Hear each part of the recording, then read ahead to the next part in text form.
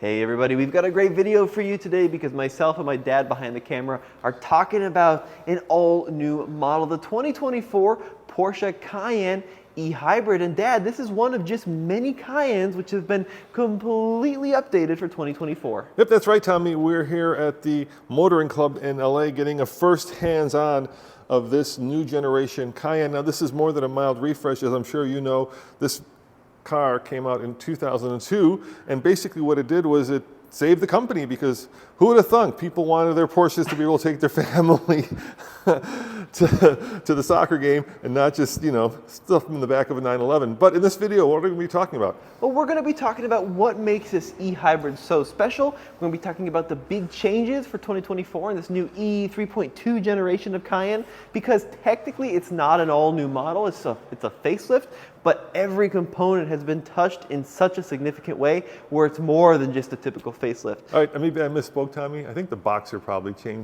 saved the company, and this made it a juggernaut. Sure.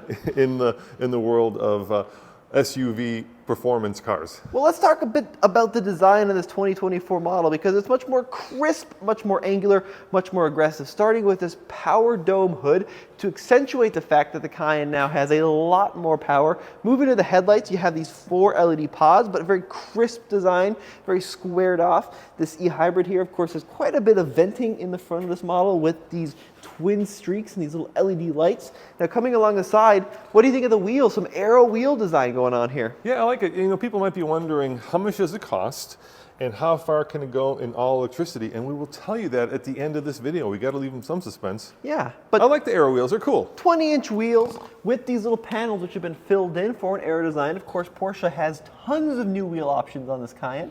You got green accents throughout too. You'll see the e-hybrid badging down the side. E-hybrid in Porsches have been around for like nearly 10 years in the Cayenne trim. You remember there was a diesel hybrid? There was also a diesel. Did they do a diesel hybrid? I believe so. I'm not sure. Or was it just a diesel? Maybe there was just a diesel and then a hybrid. Someone will let us know in the comment section. But a bunch of changes out in the back here too. These big, long, continuous tail lights, which is the trend. Cayenne outlined in the rear here, once again with the green lettering. Now for 2024, the Cayenne lineup has the standard model, the e-hybrid, the S, and then the Turbo GT. And then we're told there's some other versions coming down the way. What do you think of this dark blue color? Oh, it's really cool, Tommy. I'm a big fan. I mean, it's metallic color, and depending if you have it in the light, it could almost look black, purple, or blue, depending on, you know, the lighting situation. And then quad exhaust on a hybrid. It's got to be one of the only hybrids on the market with quad exhaust. They've moved the license plate further down to the bumper here.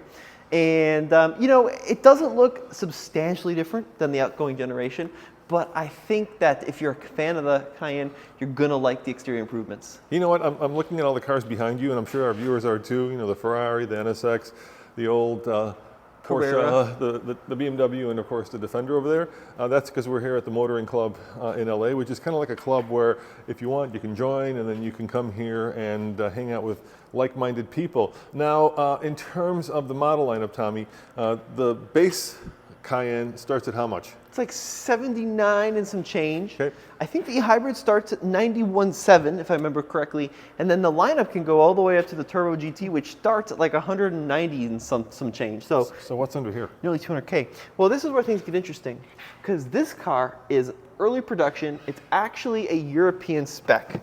So it's not running the standard J772 connector. Of course, the US model will. 11 kilowatts of AC charging in this car, up from the previous pre-facelift, which maxed at 7.2. So what does that mean in terms of hours? So that means that depending on your home setup, it'll charge from empty to zero between 2 hours and 20 minutes up to 6 hours. Now it's got a 25 kilowatt hour battery, but we won't tell you how far it can go on all electricity until the end of the video. Yeah, 25.9 gross, like 21 and a bit usable. And because it's a European model, it has a feature that we don't have. What is that, Tommy? Are you ready? Oh, look at that. It's got the European little, oh, that is so cool, Tommy.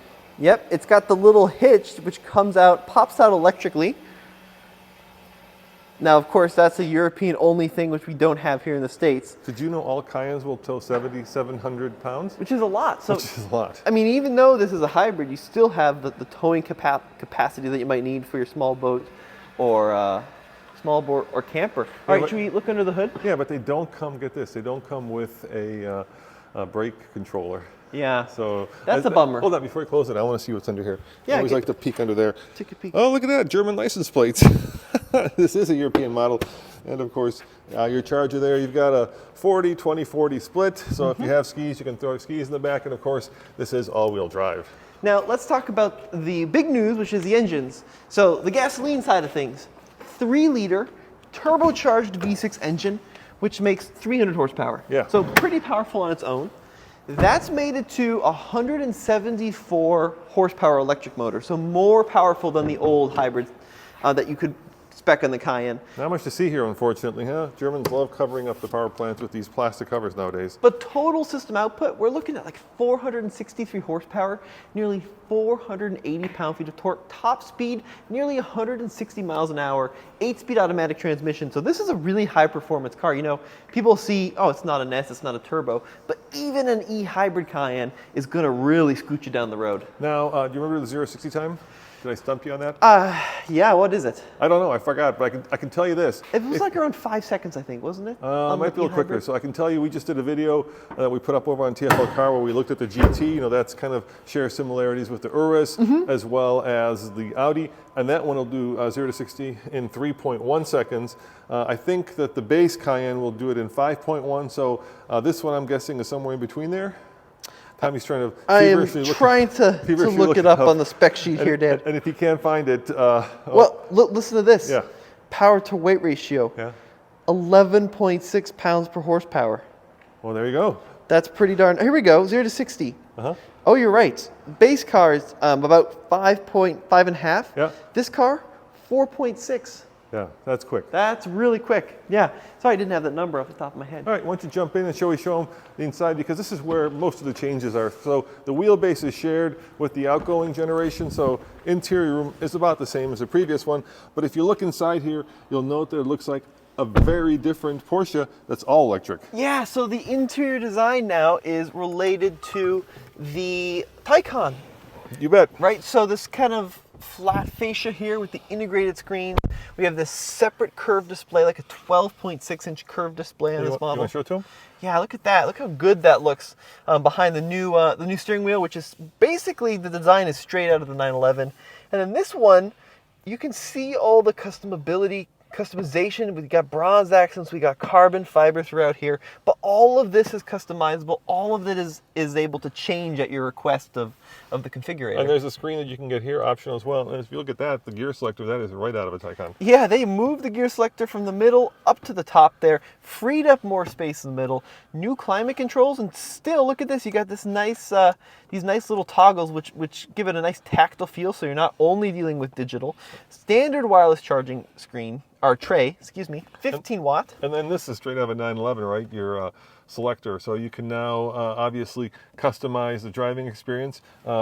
Air suspension is optional, Tommy? Air suspension's optional, but the 2-valve PASM system has now been incorporated in this new Cayenne. There's also ways you can get to the EV modes and the hybrid modes more quickly using this system here, which is nice. Once again, nothing is quite finished for the US market on this car. This is still a German market car. You can see we got the little clock up there, the little Sport Chrono pack, and then we also have the grab handles, which has been kind of an iconic Cayenne feature for some time. Yeah, since I think the first generation. Remember, we had that second generation for a while. We did, yeah, it's a great car. And then, of course, this one has the Chrono package. Look, Porsche is known for being able to customize everything. So, for instance, like this carbon fiber strip right here, you can change that around. You can, go on the configurator and pretty much customize everything. And that, of course, comes with a hefty price. All right, I want to show this because this is pretty cool here. Okay. So once again, this is a really early production car, so the warning lights, you got to give Porsche a break on that. But you see that right there? Yeah. The range is indicating 46 miles at 100% state of charge. Now, Porsche has not come out and stated the range on this car. We don't know the EPA number, but I would imagine that that's pretty close to spot on. Yeah, this car is going to come out later this year, and you can go and configure it now.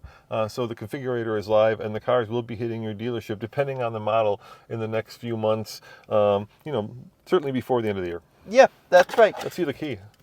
It looks like the traditional Porsche key. Standard heated seats on this car, by the way, Which is nice. Which is nice. I love this, the volume knob. Thank God they brought back tactile switches. There's just something very satisfying. If you remember, Porsche had this like almost 747 like button set up in the previous models, and people hated that. They thought it was too many buttons. I personally loved it. So now we're getting a little bit of mix of both. You've got the screen and you've got the the tactile HVAC controls right there, which is perfect, I think. Should we check out the rear seats? Yeah, let's check out the rear seats. Push button start on the left of the steering wheel. Of course, for your Le Mans start. As intended in your Porsche. With your family going from 0 to 60 in just under 5 seconds, you're going to want to jump in the car and not have to struggle to start it. So rear seat, actually pretty roomy. So I'm about 6 feet tall. I actually have a lot of headroom in this standard model. Variations on the Cayenne can be had in the coupe. This is the one to get, though, is in my opinion the standard SUV. 5-seater configuration, pretty large hump here in the center. And then big Sportback bucket seats, of course. We got some features back here, dual USB. You, of course, got your little 12-volt / cigarette lighter. Does this fold down? Yep. And then total cargo space in this model is about 55 cubic feet or so with the seats folded down. It's a really usable car back here. Lots of space, lots of place for things. Yeah, and I like the configuration where you can fold down the rear seats. You want to show them how that folds down? It's sure. At the bottom there. Yeah, you can just pull that. That just folds flat like that. Pretty flat, yeah. So some other things that we need to take into consideration, right? Yep. First of all, starting price $92,000, low $90,000 range before options. So it would be pretty simple to spec this car over 100 grand.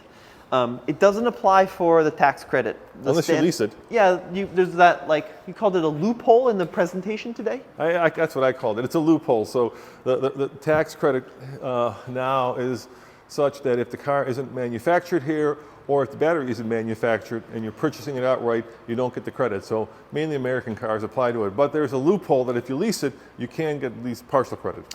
And then plus whatever your state throws in. Competition, I mean, there's the X5 plug-in hybrid, right? The Germans are really pushing these premium plug-in hybrid models. I think the range, if that number is accurate, 46 miles, is very impressive on this car.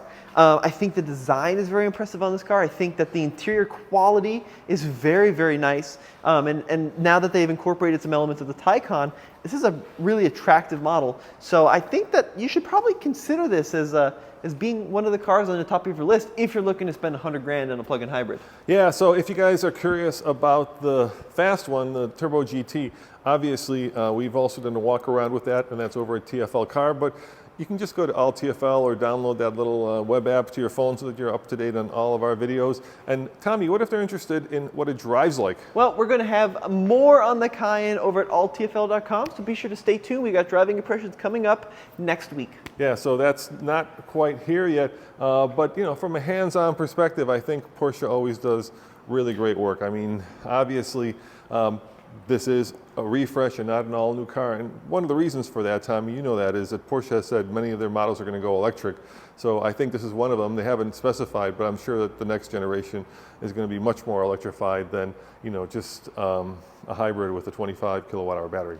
Well, let us know what you guys think. As always, thank you for watching. This has been Tommy. And Roman saying, remember, alltfl.com. We shall see you guys next time. Ciao.